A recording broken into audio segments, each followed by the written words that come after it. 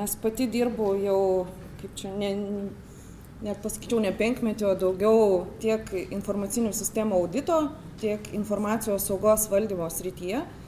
Ir tiesiog asmeniškai ir iš darbo patirties galiu pasidalinti tais įspūdžiais, su kuo susiduriu ir kas duoda vertę didžiausią naudą, kalbant apie šitas sertifikacijas. Tai pirmiausia, Information System Audit. Tai kalbame apie auditą. Auditas apskritai žodis toks yra baisus ir mes iš tikrųjų patys, kai susiduriam su auditoriais, šiek tiek prisivengiam auditorių ir jų bijom. Kita vertus, norėčiau pabrėžti ne tik, kas susijęs su informacinių sistemų auditu, apskritai audito srityje, kokie, kaip čia, paskutiniu metu vyraujanti tendencija yra, tai auditorius organizacijoje, tiek informacinių sistemų, tiek galbūt bet koks kitas vidaus auditorius, išorės auditorius, turėtų būti organizacijoje pirmiausiai ne tas baubas, ne kontrolierius, ne tas, kuris sako blogai, labai blogai, bet žmogus, kuris teikia konsultacijas organizacijai. Tai reiškia, tas žmogus ne tik išmano audito principus ir gali besti pirštu ir be argumentų pasakyti, kad blogai, bet jisai turi patarti organizacijai, padėti, išaiškinti, kaip organizacijai veikti geriau. Tai kalbant apie CISA, tai pirmiausia, tai sertifikacija, kuri suteikia žinių, tas pats informacinių sistemų audito sritis, jinai suteikia žinių apie tai, kaip informacinių sistemų kontrolės, kaip jos turi atrodyti, kaip jas audituoti, kaip užtikrinti, kad organizacijoje informacinės sistemos veiktų taip, kaip reikia. Vėlgi, grįžtant prie praktinės pusės, kaip auditoriai neretai tenka susidurti su tokiu klausimu, kur, tarkim, organizacija ateini ir prašo tokio vieno atsakymo. Tai informacinės sistemos pas mus veikia gerai ir viskas, daugiau nieko nenoriu žinoti. Tai vienareikšmiško atsakymo niekada nėra. Jūs tikriausiai kaip informacinių sistemų, informacinių technologijų, verslo atstovai suprantate, kad informacinės sistemos tiek iš kontrolės, tiek iš saugos pusės yra, kaip čia, veikia gerai tiek, kiek reikia organizacijai. Tai sertifikuotas informacinių sistemų auditorius, rengdamasis tai sertifikacijai, iš tikrųjų įgyja žinių tiek apie patį audito procesą, tiek apie tai, kaip turėtų būti organizuojama visa informacinių sistemų tiek valdymo, tiek operacinė dalis organizacijoje, tam, kad užtikrinti strateginius organizacijos tikslus. Auditorius nepasakys gerai ar blogai tam tikrose vietose. Jisai turi patarti organizacijai, kaip veikti geriau, ar tai atitinka tikslus, jeigu neatitinka, suteikti maksimaliai daug kaip čia informacijos tiek vadovybei, tiek IT skyriui, pavyzdžiui, kaip turėtų organizuoti jie tą veiklą, kad veikla veiktų gerai. Kam apskritai reikalinga sertifikacija? Aš tiesiog asmeniškai irgi galiu pasakyti, kad toks buitinė istorija, ar ne? Paimkim, darant remontą, ateina jums kloti kažkas tais plytelių, juk norėtųsi paprašyti kažkokio sertifikato, kad jisai moka kloti tas plyteles, ar ne? Nu, šiaip renkantis žmonės, žiūrint jų žinias, juk neužtenka, pažiūrėkim, neretai neužtenka to, kad mes esam visi greičiausiai baigę aukštasias mokyklas, universitetus, tai, kad turime kažkokios darbo patirties.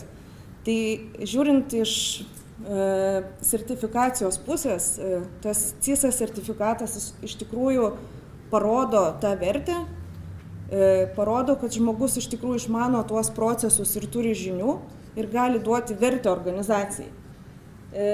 Jeigu žiūrėti iš žinių pusės, tai čia būtų vienas dalykas, iš kitos pusės kalbėkim apie jūs asmeniškai, tai tiesiog irgi pasižiūrėkim.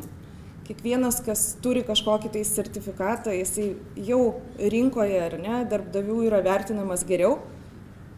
Būtiškai pažiūrėkim, jo atlyginimas tikriausiai bus didesnis. Taip? Nes jisai jau turi įrodymą, jis yra tarptautiškai pripažintas. Dar vienas dalykas, kadangi aš pati dirbu tarptautinėje organizacijoje, labai geras požiūris į sertifikaciją, į sertifikuotą informacinių sistemų auditorių, tai kad bet kokioj šaly pasakius, kad tu esi sertifikuotas informacinių sistemų auditorius, žmonės jaučiasi daug komfortabiliau, nes žino visi, kas tai yra, žino, ko tikėtis iš to žmogaus ir pasitikė jo žiniomis profesinėmis. Nes, pažiūrėkim taip, kad aš, pavyzdžiui, baigiau Vilniaus Gedimino technikos universitetą, tikriausiai užsienyje kalbant, jam neduotų kažkokių ten labai gerų žinių arba parodymo, kad aš išmanau savo srityje darbą. Aišku, nežiūrint į patirtį darbo.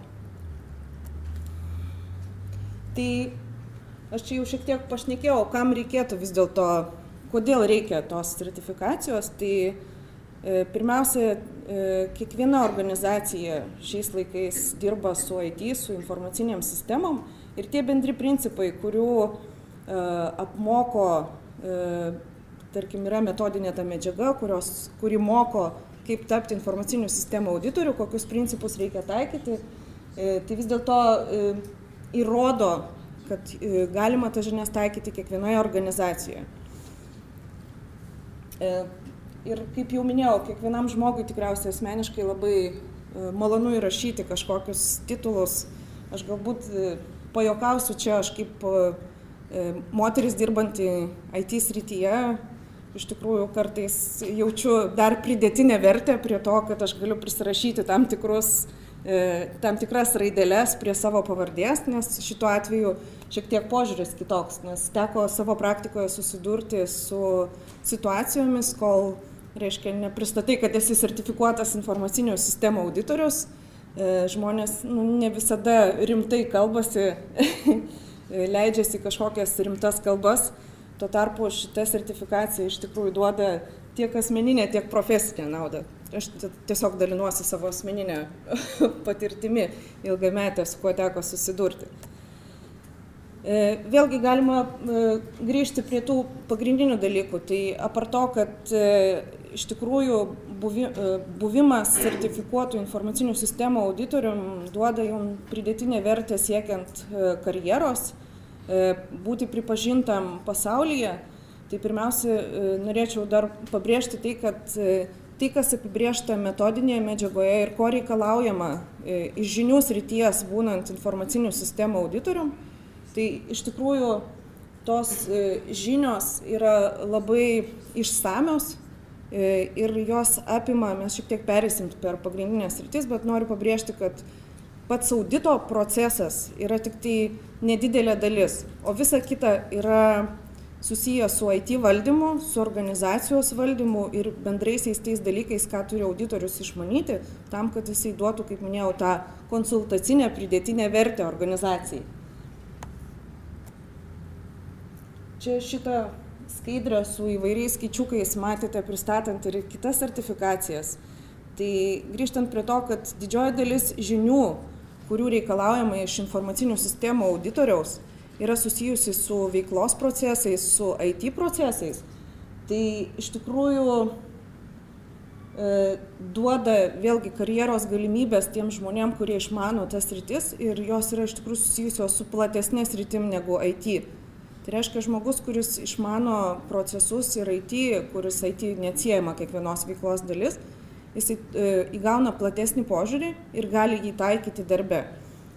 Tai aš irgi galėčiau pasakyti iš savo pusės, kad teko susidurti su organizacijomis, kuriuose, tarkim, vadovas, aukščiausias vadovas, ar ne, jis jaučiasi labai nejaukiai bendraudamas su IT žmonėm, kurie, vėl pajokausiu, sako, čia saugu viskas, yra labai viskas gerai, o pačiam organizacijos vadovui, kai trūksta žinių, tai jisai nesijaučia saugus, nes jisai galbūt nežino, ko tikėtis, kaip kontroliuoti, kaip užtikrinti tai, kad veiktų IT gerai. Ir ne visadagi galima pasitikėti 100% tais žmonėm, kurie sako, kad viskas gerai, bet nedetalizuoja. Tai dėl to man yra suprantama, kad netgi aukščiausio lygio vadovai, net būdami vadovais, siekia tos sertifikacijos ir nepasididžiuoja prisirašyti, ne tai, kad jie yra aukščiausi vadovai, bet ir turėti tokią sertifikaciją kaip CISA. Čia galima dar pabrėžti, kad apart to, kad aukščiausi vadovai turi, tai iš tikrųjų turi ir tie žmonės sertifikacijas, kurie dirba su informacijos sauga. Žinoma, IT direktoriai irgi gali turėti. Tai nereiškia, kad jie dirba auditoriais, bet tas žinojimas ir suvokimas, kaip turi atrodyti kontrolės ir kaip viskas turi veikti organizacijoje, iš tikrųjų duoda jam didelę vertę. Tai kas galėtų būti tie žmonės, kurie siekia tos CISA sertifikacijos, tai pradėkim, tai yra vis dėlto tie auditoriai, kurių darbas kasdienis yra daryti auditą. Tai gali būti konsultantai, nes kaip minėjau, kad ne tik auditas, CISA kalba ne tik apie auditą, bet ir apskritai apie valdymą, suvokimą procesų. Audito vadovai, taip pat saugos profesionalai, nes informacinių sistemų auditas nemažai dalim yra susijęs ir sauga, nes, kaip žinom, tai yra neatsiejama IT procesų dalis. Ir vėlgi tai gali būti ne IT auditoriai, nes šiais laikais, tarkim, veiklos auditorių irgi keliami reikalavimai pakankamai svarbus, tikrinant, tarkim, kažkokį, pardavimų procesą, kur, tarkim, jisai baigėsi kažkur sistemoje išrašant sąskaitas, juk norisi pasižiūrėti, kaip šitoj vietoj veikia ir IT kontrolės, nes vien pasižiūrėti ir pasikalbėti su žmonėm, patikrinti procesą, tu negauni išsamaus įsitikinimo, kad viskas veikia gerai. Čia iš tikrųjų neparašyta ir aš tą kalbėjau, kad mano supratimu, kad šitos sertifikacijos iš tikrųjų gali siekti ne tik tie žmonės, kurie susiję su IT saugumu, ne tik auditoriai, bet ir aukščiausio lygio vadovai organizacijų, kurie nori įsitikinti, kad jų organizacijoje IT informacinės sistemos veikia tinkamai ir užtikrina susiejamumą su jų organizacijos strategija. Kogi reikalaujama ir ko moko informacinių sistemų, ko reikalaujama, kokius ryčių ir išmanimo iš informacinių sistemų auditorių, tai yra 5 sritys, čia gal irgi pašnekėsiu šiek tiek apie kiekvieną. Tai aišku, jeigu mes kalbam apie auditą, tai pirmiausia, tai yra audito proceso išmanimas, kuris pakankamai svarbus, nes reikia žinoti, kaip organizuoti auditą, kaip padaryti audito planus, nes pažiūrėkim, didelėse organizacijose juk, tarkim, jeigu vadovas jūs siunčia, patikrinkite, kaip veikia ar ne informacinės sistemos, tai ką tikrinti, žmonės, organizaciją, serverius išardyti, ką daryti, ką žiūrėti, ko siekiame to audito, nes jeigu auditorius eitų žiūrėti viską, kas susiję su IT, jam neužtektų metų patikrinti, kad ir vidutinės organizacijos IT procesus arba kaip veikia informacinės sistemos.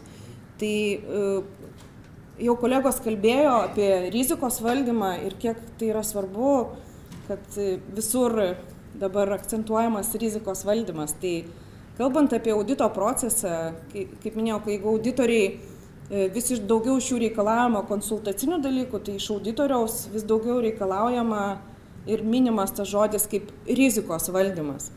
Tai jisai tampa tokiu populiariu žodžiu, bet buitiškai tariant, ar ne, tai nereikia tikrinti kiekvieno dalyko. Reikia nusistatyti, identifikuoti tas rizikingas vietas organizacijoje, tam, kad padaryti darbą, kad padaryti auditą taip, kad jisai duotų didžiausią naudą organizacijoje. Tai vėlgi, jeigu mes tikrinam tą patį kokį nors pardavimo procesą, kiek tai susiję, arba ten kokią apskaitos informacinę sistemą, tai ką tikrinti, ką žiūrėti, tai turi būti susijęs su organizacijos veikla, kur joje yra didžiausios rizikos. Tai žiūrint tą rizikos vertinimo ir analizę paremtą audito principus, čia vėl iš patirties galiu pasakyti, kadangi dirbau pati audito kompanijoje, tai tikrinant informacinės sistemas prieš kokius 3 metus dar buvo prašoma tiesiog patikrinti bendrų dalykų, tuo tarpu prieš 3 maždaug metus kardinaliai pasikeitė netgi, tarkim, čia mūsų organizacijos vidinės procedūros ir atsirado griežtas reikalavimas pirmiausia padaryti rizikos analizę ir tada tik tai daryti auditą, nes vienas dalykas tai supaprastina patį procesą, o antras dalykas duoda didžiausią vertę pačiai organizacijai. Tai reiškia, kad patikrinami rizikingiausi dalykai ir jeigu pavyksta labai gerai duoti dar, ne tik pasakyti, kad čia yra blogai ir gerai, bet duoti kažkokios konsultacijos tose rizikingiausiose vietose, kaip valdyti, kaip užtikrinti kontrolę. Kiti punktai, kaip minėjau, auditorius turi ne tik būti auditorius ir audituotis, jis turi labai detaliai išmanyti, kaip veikia organizacija, kaip veikia IT, kaip veikia sistemos, kokie yra IT valdymo principai, kokie yra informacinių sistemų valdymo ir tiek strateginio, tiek kasdieninio valdymo principai. Tai reiškia, jeigu žiūrėti iš informacinių sistemų auditoriaus tų žinių sričių, kurių reikalaujama, tai kitos sritis jau iš principo šoka į patį valdymą, tam, kad jisai suvoktų, kokios turi būti valdymo principai, kokie turi būti valdymo procesai. Juos suvokiant, tada jisai galėtų tinkamai audituoti, žiūrėti, suprasti, kas vyksta, tikrinti kontrolės, kurios reikalingos tiek užtikrinti tinkamą IT veikimą, tiek pridėtinę vertę organizacijai. Taip pat iš informacinių sistemų auditoriaus reikalaujama turėti žinių, kurios susijusios su informacinių sistemų įsigijimu, kūrimu ir, tarkim, tolimesnių vystymų. Nes žiūrėkim, didžiausi projektai didelėse irgi organizacijose kainuoja labai daug, tai kas susijęs su informacinių sistemų diegimu, kūrimu. Šitie procesai, jie yra svarbus pirmiausia organizacijai veiklos valdymo prasme, tiek finansinė prasme. Žiūrėkim, tarkim, Lietuvoje mes kalbam kartais apie sistemas, kalbėdami apie milijonus, užsienio šalyse mes dar galima kokį vieną kitą nuliuką pridėti. Tai yra didelės sumos, kurios yra labai svarbios organizacijų, dėl to organizacijų vadovai nori žinoti, kad viskas yra tinkamai, o informacinių sistemų auditorius turėtų kertinėse vietose pasižiūrėti, patarti, ar tinkamai valdomas projektas, ar atsiperka tos investicijos, kurios yra investuojamos į informacinės sistemas, ar procesas eina taip, kaip buvo suplanuota. Ar tinkamos kontrolės pačiam informacinių sistemų kūrimo etapuose, ar jos yra tinkamose vietose sudėliotos iš organizacijos pusės, ar ne? Ar jeigu, tarkim, išorinis tiekėjas kūrė sistemą, ar organizacija pati įsitikinus ir mato tas kontrolės, kaip jisai užtikrina tinkamą šito projekto vykdymą. Tai čia tokie pavyzdžiai tų srities.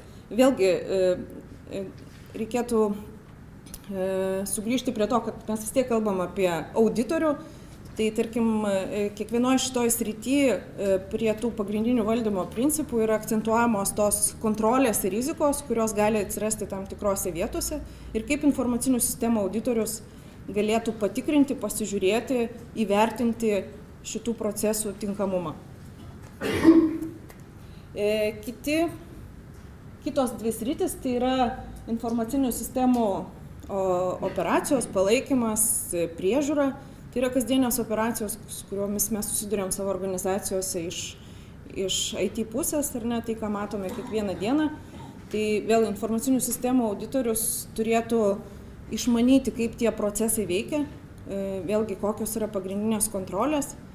Tai šitoje vietoje kalbėkime apie paprasčiausius procesus, tai yra kažkokių pokyčių valdymas, vartotojų teisių valdymas, su kuo gali būti susiję pakankamai nemažai rizikų organizacijoje, tų pačių, nežinau, slaptažodžių valdymas ir panašiai. Tai iš informacinių sistemų auditorius reikalaujama, kad jisai turėtų žinių apie visus pagrindinius būtent sistemų veiklos procesus, tam, kad suvoktų, kuriuose vietose reikalingos pagrindinės kontrolės, kur gali būti rizika. Ir informacinių sistemų, čia tiksliausiai ne informacinių sistemų, informacinių išteklių, informacinio turto sauga, tai vėlgi viena iš nemažų dalių, ko reikalaujama iš informacijos saugos, informacinio sistemų auditoriaus, tai yra suvokti, kaip turi būti saugomi, nes šiais laikais sauga yra neatsiejama, informacijos išteklių sauga yra neatsiejama kiekvienos organizacijos dalis, kiekvienos sistemos dalis, IT visos infrastruktūros dalis. Tai šitoj vietoj informacinių sistemų auditorius turi irgi išmanyti, kokie yra pagrindiniai procesai, kokie yra standartai, kokios gali būti politikos, praktikos, saugos taikomos, tam, kad vėlgi iš vienos pusės pasižiūrėti, ar yra pakankamai įdiegta organizacijų, iš kitos pusės, jeigu mato, kad kažkokių rizikų išvelgia, kad galėtų organizacijai patarti.